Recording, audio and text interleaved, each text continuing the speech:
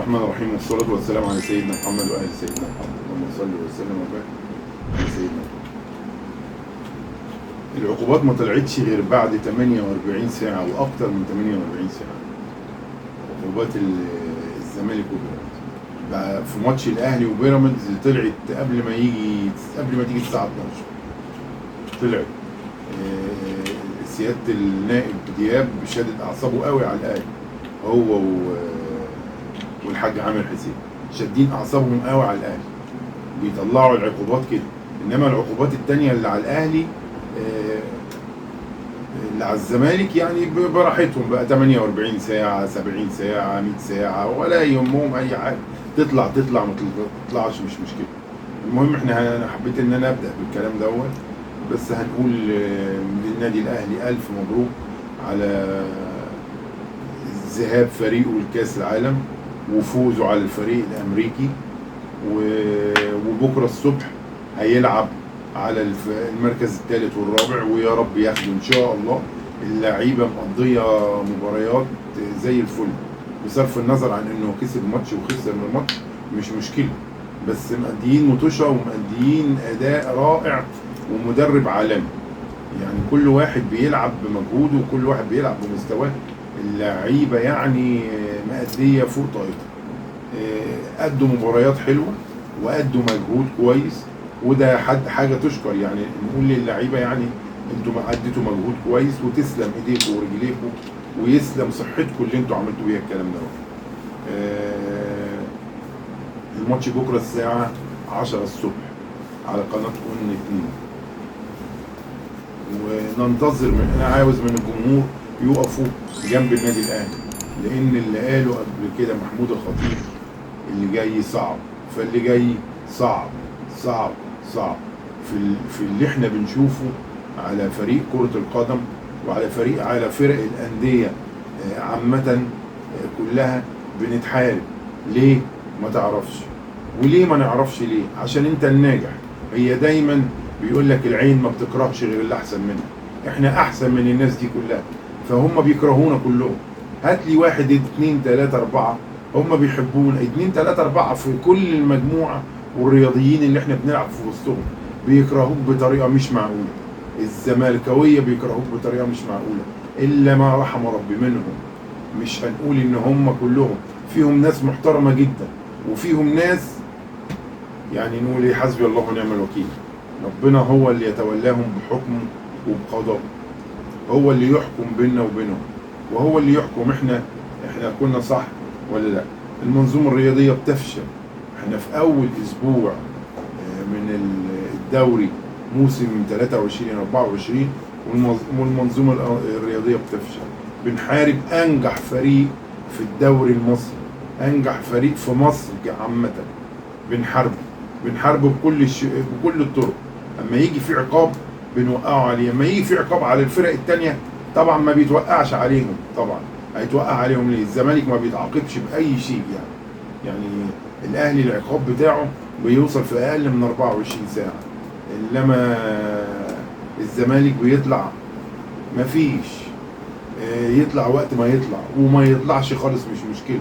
الزمالك بيبقى عليه فلوس غرامات ما بتدفعش، زي ما طاهر اسمه ايه دوت مرتضى منصور قال لك ايه، ما يحكموا بغراماته واحنا يعني هندفع، ما تسيبهم يحكموا باللي يحكموا. الاهلي اتحكم عليه هو والمصري اتحكم عليه ب20,000 جنيه لكل فريق عشان اخر ارسال القائمه قبل 70 دقيقه من بدايه الماتش. اتحكم عليه ب20,000 جنيه هو والمصري، ده 20 وده 20، عشان الجمهور بدا يسب في قلب بعض. دي العقوبات طلعت على الاهلي قبل ما الليل يخلص. عقوبات الزمالك لسه طالعه من ساعه. شوفوا انتوا بقى كان الماتش امتى ولسه طالعه من ساعه، النهارده السبت. يعني هو ده العدل بتاع كرة القدم.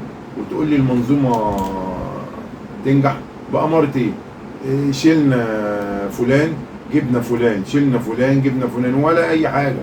هي الكرسي المكسور دوت مطرح الكرسي المكسور دوت، ومشي الدنيا. حد يقول الحق محدش يقول الحق، حد يقول الضمير اللي عنده ضمير. وتيجي تكلم الواحد يحسسك ان انت وانت قاعد يعني قصاده ان انت بص هو لسه قايم من على السجاد، لسه جاي من الكعبه دلوقتي بيقول الحق. يعني بيحسسك ان انت يعني انت مفيش، ده انت الظلم كله. انت طبعا مش زيه ولا تبقى في صباع واحد منه، وهو اتقى واحد على وجه الارض. يعني حسبي الله ونعم الوكيل في الناس ديت. انا مش عارف هم بيندغوا الكلام والكذب وقله القيمه والضمير ازاي هم بياكلوا الكلام دوت يعني. يلا مش مشكله. كولر للمره الثانيه بيبعت له انديه سعوديه عشان عاوزاه. طبعا هو بيرفض كل عرض، وهو عاوز يكمل مع الاهلي بتاريخه وقيمه وبطولاته اللي فاز بيها، وعاوز يتمسك بالاهلي، مش عاوز يترك الاهلي ويمشي. واضح ان هو مدرب مش من اللي بيجروا ورا الفلوس، بيجروا ورا التاريخ، والتاريخ هو الاهلي مش اي حته تانية.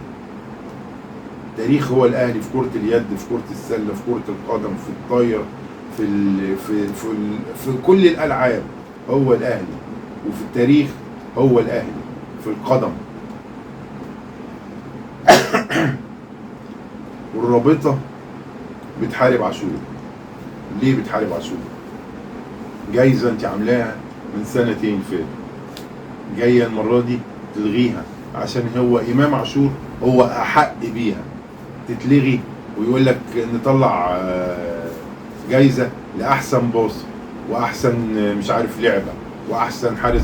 طب ما جايزه احسن لاعب في الجوله الاولى ما تطلعه هو امام عاشور؟ لا. السنه اللي فاتت كان بيسيب الاختيار للجمهور، السنه دي بيحجم الجمهور عشان ما يختارش اللي في مزاجه وما يختارش اللي هو عاوزه.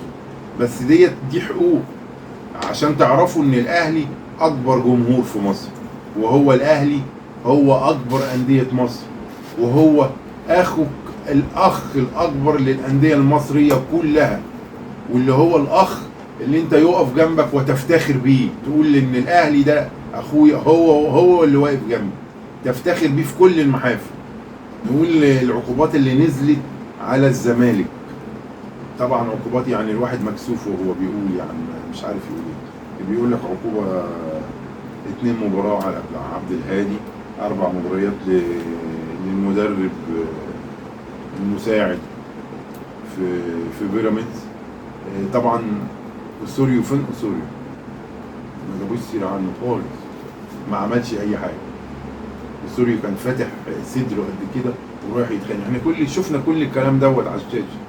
هو مش قال لك احنا بناخد بشريط المباراه؟ ادي شريط المباراه. هو شريط المباراه طبعا مراقب الماتش، انا قايل لكم المره اللي فاتت طبعا نظره ضعيف، معلش هو مش هيشوف، معلش مش مشكله. فيعني شريط المباراه ما قالش، شريط المباراه ما قالش ان شيكابالا راح يتخانق مع الشناوي، ما قالش ان هو شتم الشناوي بشهاده الناس اللي كانت واقفه حواليه، كان هيموت. بيقول لك رايح يهدي، بيقول لك عبد الهادي بيقول لك نرفزه ملعب. هي دلوقتي نرفزه ملعب زي فرط حركه في تكسير الكراسي بتاعت المدرجات السنه اللي فاتت. الزمالك تقول له فرط حركه، والاهلي يقول لك لا ده انت كسرت. هي فرط حركه هنا وهنا. العدل يا حاج عامر، العدل يا حاج عامر. يعني مش عارف يعني نرفزه الملعب من يومين او من يومين سيف زاهر جايب محمود فتح الله وجايب عبد الهادي، جايبهم في مداخله تليفونيه، الاثنين عمالين يحبوا في بعض. ده عمال يقول له لا ده دي نرفزه ملعب، وده يقول له لا ده حبيبنا وصديقنا، وده يقول له مش عارف ايه. الكلام ده فين فتح الله يا سيف؟ ايام حسين الشحات، اما كلهم طالعين على حسين الشحات وعاوزين ياكلوه ويموتوه. فين الكلام دوت؟ كان اللقاء اللي على التليفون دوت كان ناقص له ايه؟ شجره و2 ليمون. هو دوت اللي ناقص للحوار اللي كان بيعمله سيف زاهر. سيف زاهر صراحه يعني كل يوم والتاني بيسقط من نظري. انا كنت بحترم الناس ديت، بس الناس ديت كل يوم والتاني خلاص بتسقط، خلاص ما لهاش قيمه. خلاص انت ما بدأتش ان انت ما بدأت خلاص بدأت ان انت مش هي الناس ديت اللي تفتح التلفزيون عشان تسمع لهم، عشان تفهم منهم، عشان تشوف الموضوع، عشان تشوف حدث اول مرة بيقولوا سيف. لا مش هسمع منك تاني يا سيف، لان انت خلاص ما بقتش تقول الحقيقة وما بقتش تقول الضمير بتاعك بيخليك تقول حاجات كتيرة قوي. والضمير بتاعك لو انت عندك ضمير صاحي هيخليك ان انت ممكن ما تطلعش على الشاشة، لان انت الشاشة بتقول لك قول كذا، لا انت مش هتقول كذا، ترفض ان انت تطلع، لا مش طالع اقول كذا. دي حاجة من الحاجات انا حبيت ان انا اسرد كذا حاجة للناس عشان الناس تشوف. واللي هي المذيعة اللي في اللي بتيجي الصبح الساعة 10 الصبح او 11، يعني مالها ومال كهرباء؟ هي بتسخن الدنيا على كهرباء ليه؟ هي عاوزة ايه من كهرباء؟ وجايبة الصحفي وعاوزاه يقول الكلام ويصدق على كلام هي بتقوله. هي زملكاوية، احنا عارفين ان هي زملكاوية. هي انت لو في حد في القناة عندي بيحاسبك ما كنتيش تقدري تقولي الكلام دوت، بس انت ما فيش حد بيحاسبك. كل سمك لبن تمر هندي في القناة. انت اللي عاوز يقول حاجة بيطلع. انت زملكاوية، ازاي انت زملكاوية وبتطلعي تخدمي نادي الزمالك في قناة يا تطلعي تقولي الحقيقة يا ما تطلعيش.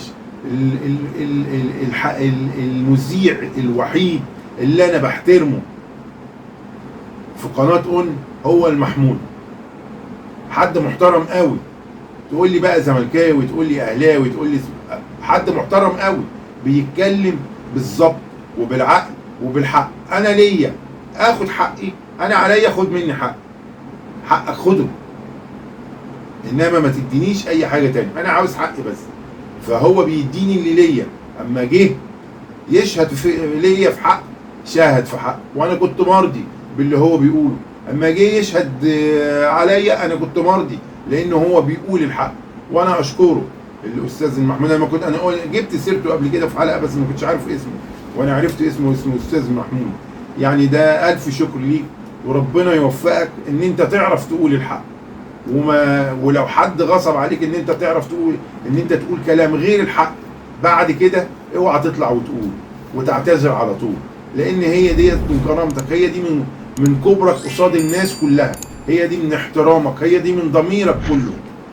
الف مبروك لفريق السله اللي هيلعب بكره الساعه 10، وهتيجي هيجي الماتش على قناه والناس تتفرج ايه، ومنتظرين من فريق السله المركز الثالث على العالم في السله.